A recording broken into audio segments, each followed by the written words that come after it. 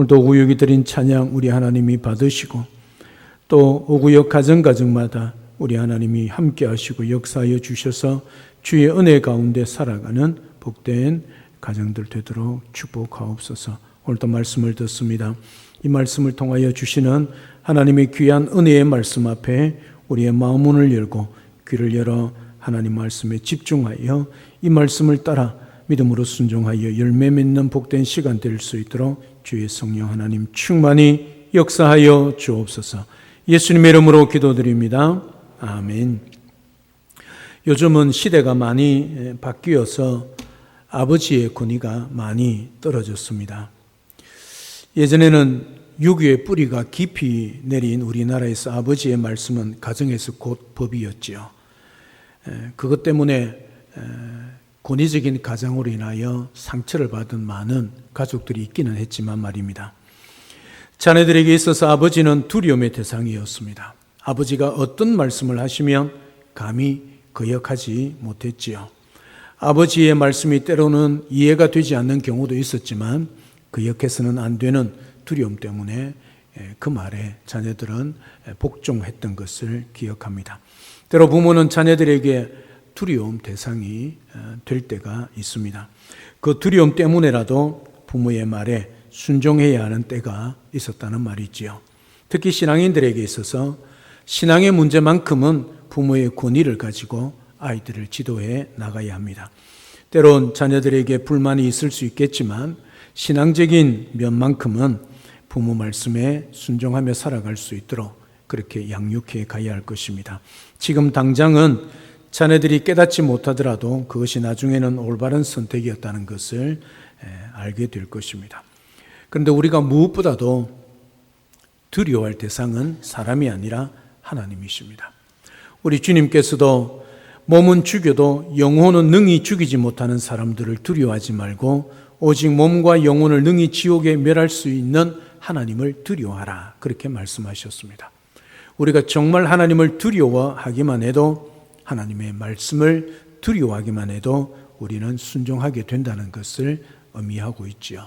하나님을 경외하며 하나님의 말씀에 순종하며 사는, 그냥 두려워서 벌벌 떨면서 복종하기보다 우리 주님을 사랑함으로 그 말씀에 또 우리 하나님 앞에 순종하는 그런 믿음의 사람 우리 모두가 될 수 있기를 주님의 이름으로 축복합니다. 애굽 땅 가운데 재앙이 계속되고 있습니다. 벌써 7번째 재앙을 애굽 땅 가운데 내리고 있습니다.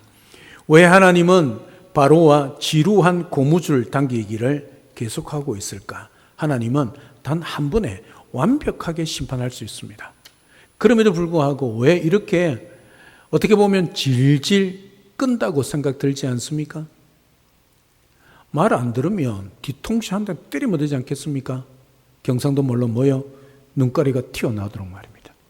그런데 그리하지 않고 왜 이렇게 줄당기기를 하실까 하는 거지요. 다른 거 없습니다. 기회입니다. 기회.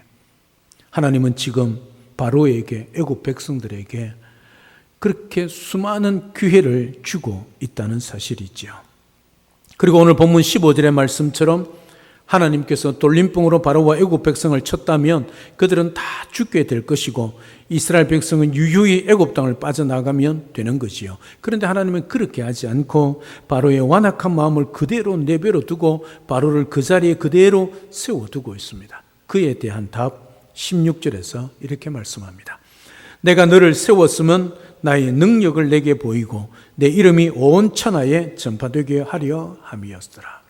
하나님은 기회를 주는 동시에 이런 가중되는 계속한 재앙과 심판을 통하여 하나님이 어떤 분인지, 전능하신 하나님이 어떤 하나님인가를 온 천하에 드러내기 위한 것이지요.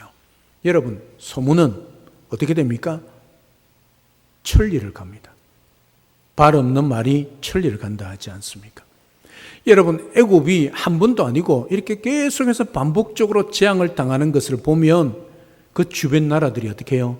오히려 바로와 애굽 백성들보다 더 벌벌 떨 것이기 때문이죠.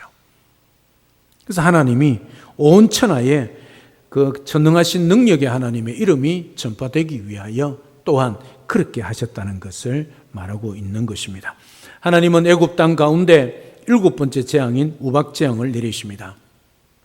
이번 재앙은 하나님께서 사람과 가축뿐만 아니라 애굽 땅에 있는 전 피조물 가운데 재앙을 내리십니다. 그런데 우박 재앙을 보면 특이한 점을 발견하게 됩니다. 이스라엘 백성들이 살고 있는 고센 땅에 우박을 내리지 않는 것은 당연합니다.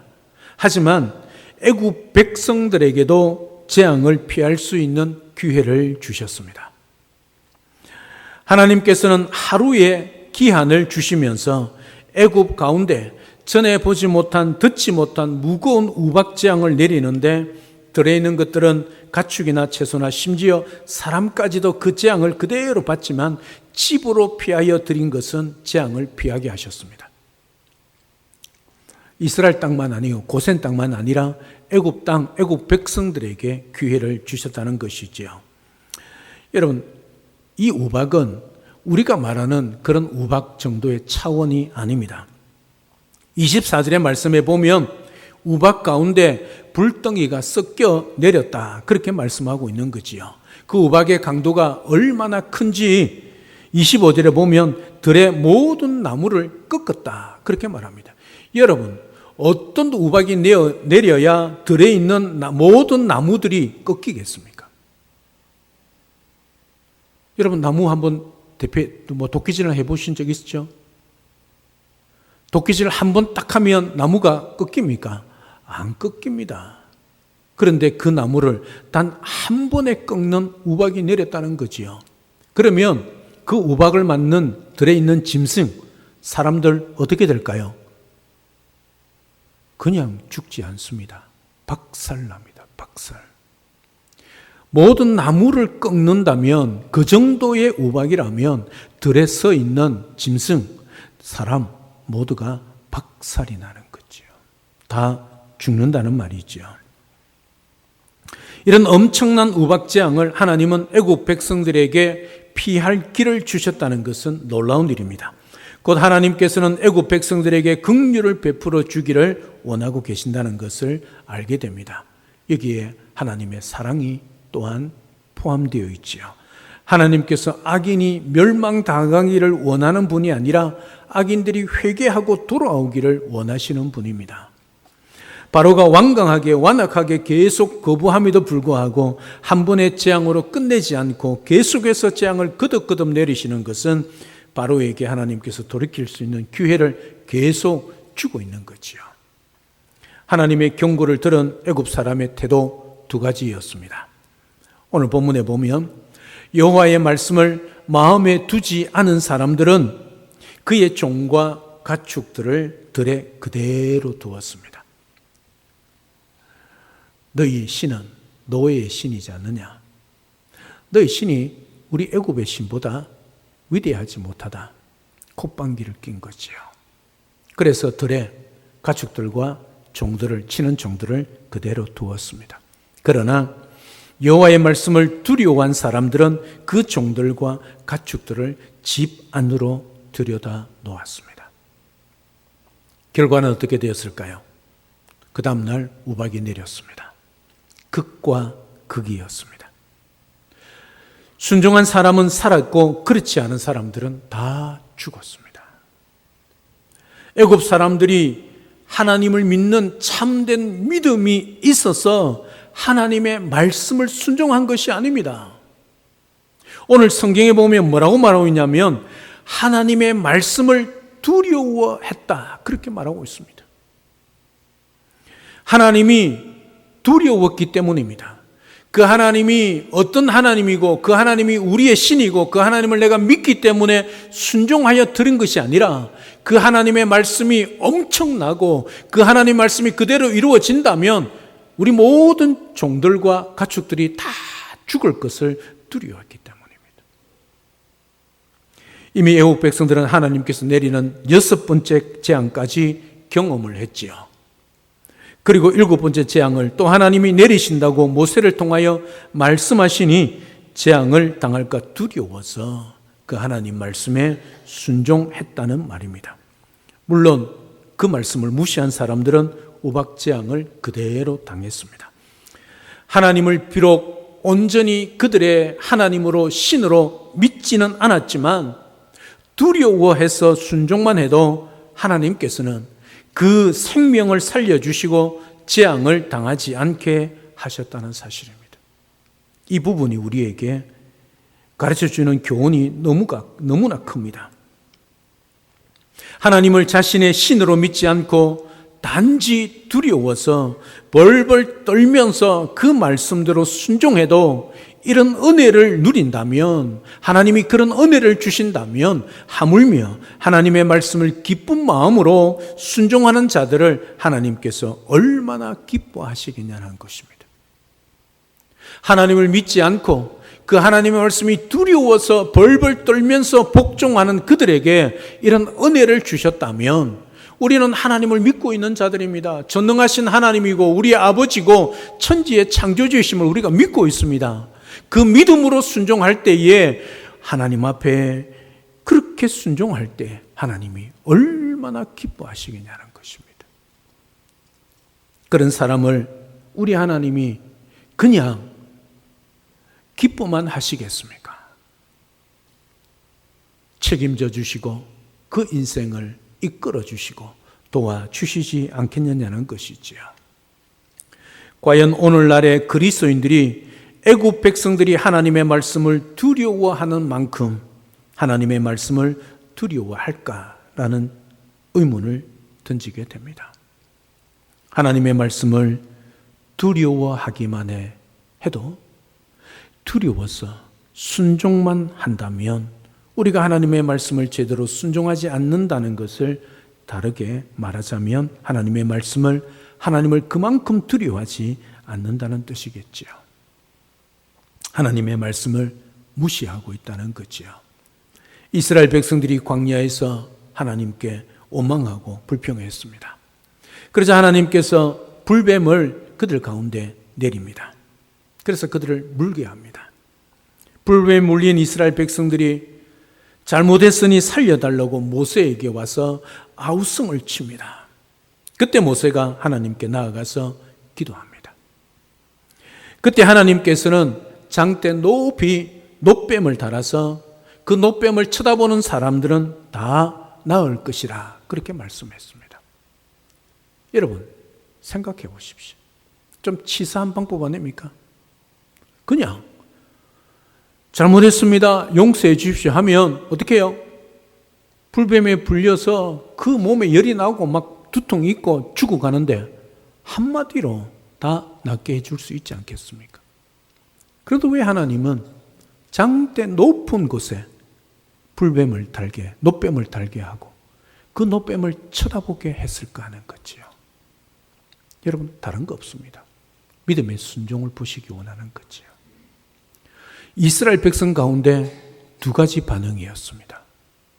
한 사람 반응은요, 내가 지금 불뱀에 물려 죽어가는데 그 놋뱀이 무슨 효능이 있다고, 무슨 효력이 있다고, 그 불뱀을 쳐다봐, 차라리 약을 달라. 그리고 불뱀을 쳐다보지 않은 사람 어떻게 됐을까요? 다 죽었습니다. 그럼에도 불구하고 하나님의 말씀이니 놋뱀을 쳐다보면 살리라 했으니 고개를 들어 하늘 높이 달려있는 불뱀, 놋뱀을 바라본 자들은 모여 다 살았습니다. 여러분 이것이 순종과 불순종의 차이입니다. 우리의 상식으로 생각해 보면 그 놋뱀이 무슨 효능이 있겠습니까? 그것도 내 가까이 있는 것도 아니고 장대 높이 달린 그 놋뱀이 우리에게 무슨 능력이 되고 그것이 우리에게 무슨 약이 되고 우리를 치료할 수 있겠냐는 거죠. 상식적으로 생각해 보십시오. 그렇지 않습니까? 우리 이해가 안 됩니다. 그럼에도 불구하고 하나님은 뭐라고 그럽니까? 놋뱀을 쳐다보는 자는 다 나을 것이다. 살 것이다. 이게 하나님의 말씀입니다. 이해가 안 됩니다. 그게 무슨 약발이 있겠나 그렇게 생각이 됩니다. 그럼에도 불구하고 하나님의 말씀이니 고개를 들고 놋뱀을 쳐다보는 자 다 살았습니다. 이게 말씀의 순종의 능력입니다. 때로는 하나님의 말씀이 우리의 상식에 맞지 않고 우리의 경험에 맞지 않고 또 내가 살아온 인생의 연륜에 이해가 안 된다 할지라도 하나님의 말씀이면 어떻게 하라고요? 순종하셔야 합니다. 순종하면 어떻게 해요? 기적이 일어납니다. 그 녹뱀이 능력이 있는 게 아니라 하나님의 말씀이 능력이 있기 때문입니다. 여러분, 이게 우리 그리스도인의 삶입니다. 이 땅에 살아갈 때 힘들고 어려운 일이 있을 때 좀 우리 힘으로 할 수 없을 때 우리는 상식과 이 세상의 이치를 내려놓으셔야 합니다. 말씀을 말씀 그대로 하나님의 말씀을 하나님의 말씀대로 듣고 순종해야 한다는 사실이 있죠. 사랑 여러분, 우리는 하나님을 두려워할 줄 알아야 합니다. 하나님의 말씀을 두려워할 줄 알아야 합니다. 근데 이 하나님이 두려워하는 것은 그냥 정말 무서워서 벌벌 떠는 두려움이 아니라 경외입니다. 경외. 정말 하나님을 사랑하는 마음으로. 그 사랑하는 하나님이 나의 모든 것이 되고 전부가 되고 내 인생의 주인이 되시기 때문에 그 하나님 앞에 두려워 엎드려 사랑함으로 순종하는 것이 경외지요. 오늘 애굽 백성들처럼 하나님 말씀이 두려웠어. 믿지는 않았지만 그 하나님을 믿지는 않았지만 그 하나님의 말씀이 두려워서 벌벌 떨면서 그 말씀에 순종하기만 해도 하나님은 그 말씀대로 이루어 주셨습니다. 하물며 우리는 이 차원을 뛰어넘어야 하지 않겠습니까? 두려웠어도 두려움으로도 그렇게 순종해도 하나님이 은혜를 베푸시고 살려주시는데 우리가 하나님을 사랑함으로 또 하나님의 말씀을 어떻게 해요? 기쁨으로 우리가 순종하면 하나님은 어떻게 해요? 우리의 모든 것을 순종의 열매와 순종의 응답과 순종의 축복과 순종의 기적을 허락하여 주실 뿐만 아니라 우리의 삶을 기뻐 받으신다는 것이지요. 사랑하는 여러분, 두려워서보다 하나님을 정말 사랑해서 말씀대로 순종하는 그런 복 있는 우리 모든 성도의 삶이 될 수 있기를 주님의 이름으로 축복합니다. 어떤 말씀이든 하나님의 말씀이면 그 하나님의 말씀에 기쁜 마음으로 순종함으로 하나님의 놀라운 은혜와 기적을 경험하며 살아가는 주인공 우리 모두가 될 수 있기를 우리 주 예수 그리스도로 축복합니다. 할렐루야. 아멘. 살아계신 하나님, 은혜와 사랑을 진심으로 감사를 드립니다. 7번째 재앙이 내려집니다. 하나님의 말씀이 모세로부터 바로에게 전해지고 애굽의 온 백성들에게 전해졌습니다. 그런데 하나님께서는 이제 애굽 백성들에게 기회를 주셨습니다. 하루에 말미를 두고 들에 있는 짐승과 가축들과 그리고 종들을 집에 들이는 자는 살 것이고 그렇지 않으면 죽을 것이라 그렇게 말씀합니다. 애굽 백성들 가운데 두려워서 하나님을 믿지는 않았지만 그 말씀이 두려워서 가축들을 드리고 그 가축을 치는 종들을 드린 자는 다 살았습니다. 그렇지 못한 자는 죽었습니다. 오늘 하나님은 믿지 않는 자들이 회개하고 돌아오기를 원하시는 아버지 하나님인 것을 말씀을 통하여 다시 한번 깨닫습니다. 우리가 전도해야 할 이유가 바로 여기에 있지요. 또한 우리의 삶을 돌아봅니다. 두려워 벌벌 떨면서 순종하기만 해도 하나님께서 이런 은혜와 살 수 있는 기회를 주셨다면 우리는 하나님을 사랑하고 말씀을 사랑하여 그 하나님 말씀 앞에 순종하며 어떤 말씀이든 그 하나님 말씀 앞에 기쁜 마음으로 순종하면 하나님께서 큰 은혜와 기적과 또 복을 내려주신다는 것을 믿고 정말 기쁜 마음으로 하나님을 사랑함으로 주의 말씀을 사랑함으로 순종하여 하나님의 놀라우신 은혜와 기적을 경험하며 살아가는 우리 모든 성도들 그 말씀의 순종의 기적의 능력을 경험하며 살아가는 주인공들 우리 모두가 될 수 있도록 축복하여 주시옵소서. 예수님의 이름으로 기도드립니다. 아멘.